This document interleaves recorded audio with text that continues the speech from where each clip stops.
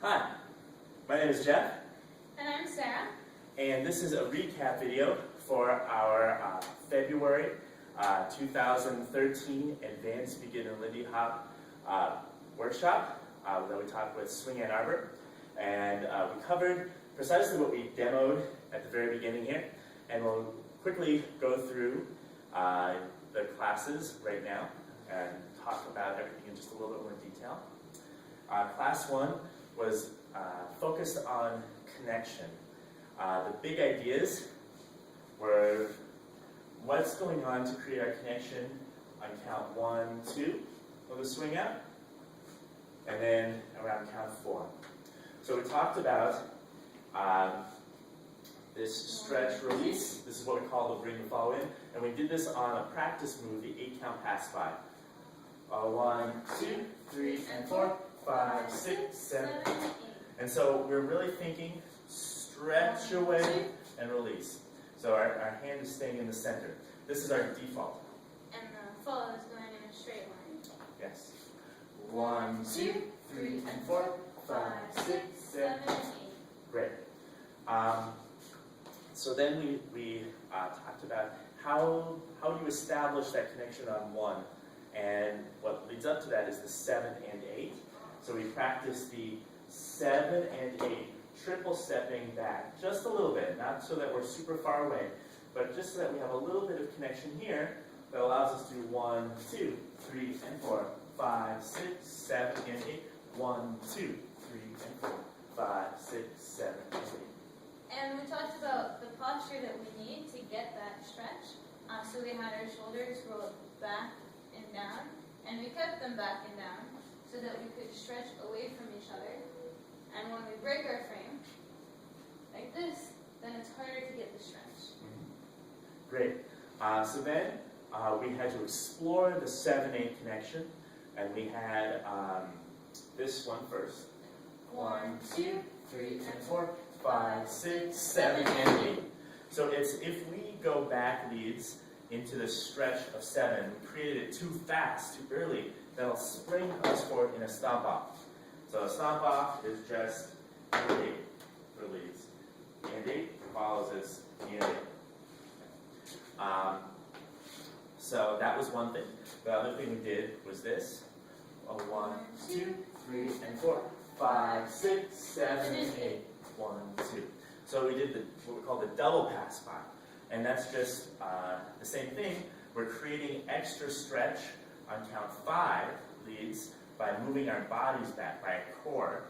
This 5, 6, that stretch brings us down the line. And then lastly, we talked about how do we establish connection to bring follow in on 1. So that looks like this. 5, 6, 7, 8.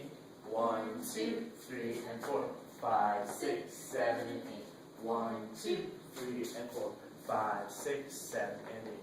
So that the point is when is the follow taking the first step forward?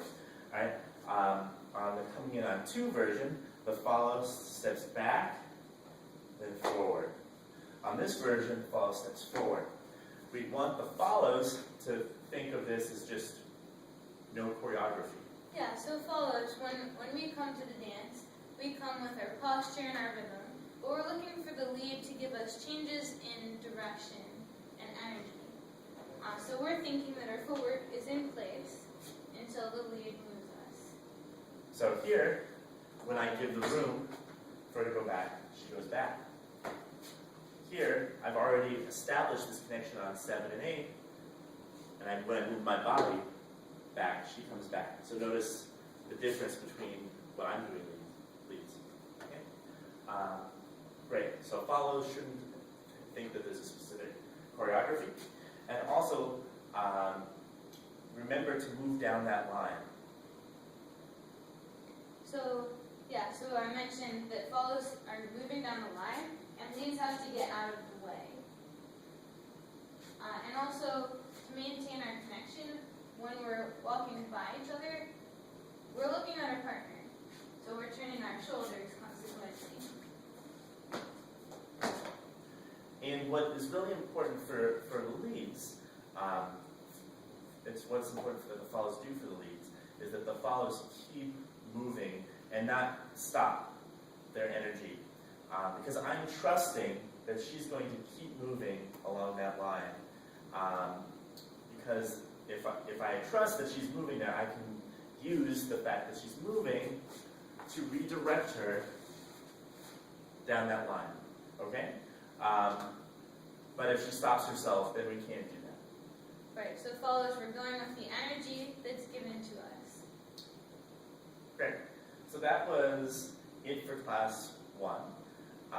So we brought all this stuff into the swing app afterwards. Then in class 2, we talked about 3 moves that everyone should know. In class 1, we talked about 3 and 4 also. Actually. 1, 2, 3, and 4. Okay? So on 3 and 4, we touch on 3. So here's touch. On 3, touch. And then 4, redirect. Okay? Exactly. So,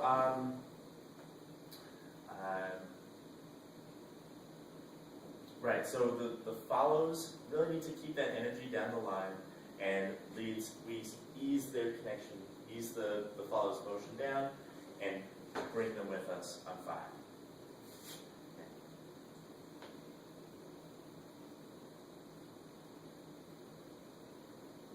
Okay, and then we talked about class 2. Okay. Class 2, we talked about 3 moves that you really should know, but possibly haven't seen before. Probably, and I think pretty much no one had done these before. So the first one is the sugar push. 1, 2, 3, and 4, 5, and 6. So what we did here is the footwork is not hard. It's a 6-count pattern, but what's really tough is this compression feeling. So please notice our posture is changing as the follow comes towards us. Our posture changes. We have our hands out to our sides. As the follow gets closer, they go further out. And we just use the minimal amount of tone necessary to redirect them. Okay? And we're toning throughout our body and not just in our arms. And follows, we're matching the leader's doing. So this is an activity you can practice to try to make this really comfortable. Right? You're going to stop yourselves. We noticed some people doing this. Some people allow their arms to go back. Some people were doing this, moving their hands around. Right? Our hands stay pretty much at waist level the whole time. They just sort of expand out. And just think comfort. Right? Everyone can do the push, but make sure you got the shirt. Okay. So we did 2 variations in this class. So the one where I come forward on one, And when I go back on one. And then we meet in the middle for the push. and bring the ideas of connection and how we lead these 2 versions from the first class. Bring that right here. We then moved on to our Texas Tommy. 1, 2, 3, and 4. It starts out just like a free turn. 5, though, we replace the follows hand. So here is 4, 5. Notice that we brought the follows hands down before we transferred it behind their back. We don't want to see any straight back motions. And our arm has to be relaxed follows. So here's 4, 5, and then follows unravel. It's just like a free turn, but you allow this hand 6, to go down. 7, and 8. And follows, we stay connected with the lead just by putting a little bit of pressure in the lead's hand, and the lead's hand stays in place. Okay. So from here, you can either do the whoop move to get back into regular connection, or from here, we did the mini dip, which looked like this. 1, 2, 3, 4, 5, 6, and 8. So it starts out with this rotated rock step. We practice that. Rotated rock step. 2, Then we go down. 3. So then, this is all lead. 4, we clap. It's not led. You can't lead it, but everyone, a lot of people know. As long as you do this down part here, if the follow knows the move, then she should be expecting it. Yep. So then we step 5. We hold, go up 6. And that part can be led. 6, and then we go and 8. And just a reminder, leads on the 3 down, we don't pull down, we just go down ourselves. And our arm is connected to our body, our arm is connected to our partner, it'll all work out. Okay. Great. Class 3. Yeah. We talked about swivels, switches, and swing out variations. So starting with the swivels, so I'll do them, you want to do them one direction and I'll do them the other? Okay. So we just started doing the Lindy rhythm with them. So we did 1, 2, 3, and 4, 5, 6, 7, and 8. And I talked about how when I'm swiveling, so you can think about these in a lot of different ways, but I think about trying to get my butt to face forward. Okay, so it can't get all the way around, but that's what I'm aiming for. And I'm keeping my chest straight forward the whole time. So 5, 6, 7, 8. Oh, sorry. 5, 6, 7, 8. 1, 2, 3, and 4, 5, 6, 7, and 8. And the triple steps, we still swivel through them, but we just do 1 turn. We don't do 3. Okay, and then we brought that into the Lindy rhythm. And when we're doing them in a swing out, then we can start the swivel 7 and 8, 1, 2. Or from behind, 7 and 8, 1, 2. And using our arms can help us with the twist. So we have this contra body motion. We get some tension in our core. So this is something that you can practice on your own, either without anything around, or you can use a wall or a doorknob or something. Yeah, and looking at the mirror can help you change the aesthetic because you can keep your feet close together or spread them out wider, and you can think about leading the motion with different parts of your body. So we did more hips, and that'll all affect the appearance. Great. So in the context of a swing out, the leads just do their normal bring in on 2 swing out, and it'll look like this. 5, 6, 7, and 8. 1, 2, 3, and 4, 5, 6, 7, and 8. 1, 2, 3, and 4, 5, 6, 7, and 8. So leads, we then talked about kickball change. Kickball change is a very fancy name, but it's just replacing a step with a kick step. It's just like a little flourish step. Flourish step. In the same time you would normally do a step. So that's what we did. We did flourish step, flourish step, kick step, kick step, kick ball change, kick ball change, kick ball change. And so we brought that into the count 1, 2 of the swing out, and it looked like this. 5, 6, 7, 8. 1 and 2, 3 and 4, 5, 6, 7 and 8. 1 and 2, 3 and 4, 5, 6, 7 and 8. 1 and 2, 3 and 4, 5, 6 and 8. Great. So then we moved on to yeah, but one important thing is when we add these variations onto our swing out, we still need to maintain all of the connection that we talked about in class 1. exactly. So don't let this hand go astray.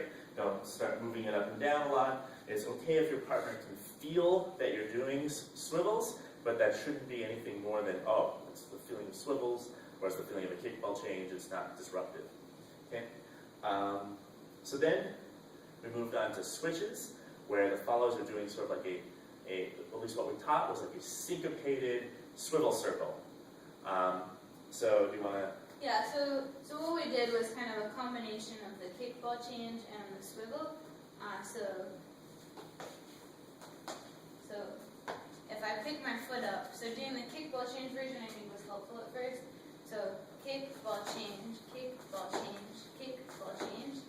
And instead of kicking, we could just have our toe on the ground. So it looks like this. Touch, ball change, touch, ball change, touch, ball change, touch, ball change. So this takes up 2 counts. Touch, ball change, that's like 1 and 2, 3 and 4. So leads also have a pattern that repeats every 2 counts, and it's the Suzy Q. So the Suzy Q, the way we taught it is real simple. That we didn't do any special embellishments. We just leads, on the even counts, so we start at 8, we have our weight on our left foot, and we cross with our right foot like we got a P. And we transfer the weight onto the right foot, and we push off, and P, push off, got P, push off, and we push this into a circle. Okay, that was what we were doing. Great.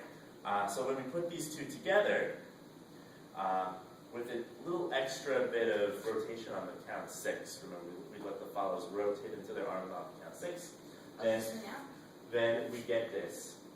5, 6, 7, 8. 1, 2, 3, and 4. 5, 6, 7, and 8. 1, 2, 3, 4. 5, 6, 7, 8. 1, 2, 3, 4. 5, 6, 7, 8. Then right. Lastly, in this class, we talked about putting our swivels, or putting the follow swivels into a sugar push, and that looked like this. 5, 6, 7, 8. 1, 2. 1, 2, 3, 4, 5, 6. Great. And then in the last class, I just want to note on that. So follows, we're choosing to do swivels, and the lead just makes a minor adjustment, turning a little bit more to catch us. So the swivels aren't led, we're deciding to. yes, very important leads. No matter what it looks like our hands are doing, I'm not doing this to Sarah. When we're doing any of this stuff, she's choosing to do swivels on her own. And in the last class, we had our little mini privates. We had you guys recap classes 1, 2, 3, and we also gave you some hints on how to make up your own swing out variations, which you could play around with. Namely, on count 7, 8, 1, 2, you can sort of do whatever you want, as long as you maintain that connection, the same connection, the feeling that we talked about in class 1. You maintain it so that you're ready to go 3 and 4 into the swing out. Yeah, so some of these variations were just as much as adding an arm flourish to what we were already doing, but then we showed you some silly ones or cool ones, and you want to show a few? Okay. 5, 6, 7, 8. 1, 2, 3, and 4. 5, 6, 7, 8. 1, 2, 3, and 4. 5, 6, 7, 8. 1, 2, 3, and 4. 5, 6, 7, 8. 1, 2, 3, and 4. 5, 6, 7, 8. 1, 2, 3, and 4. 5, 6, 7, 8. So what's really key is that even though our feet are doing other things, right, or maybe our core is doing something different, the connection here never goes away. So that's something for you to practice. You got to get into your muscle memory. It might not come immediately, but this is one of the tricks, the secrets to having all sorts of swing out variations. So we covered a lot of material in this workshop, and you guys did an awesome job.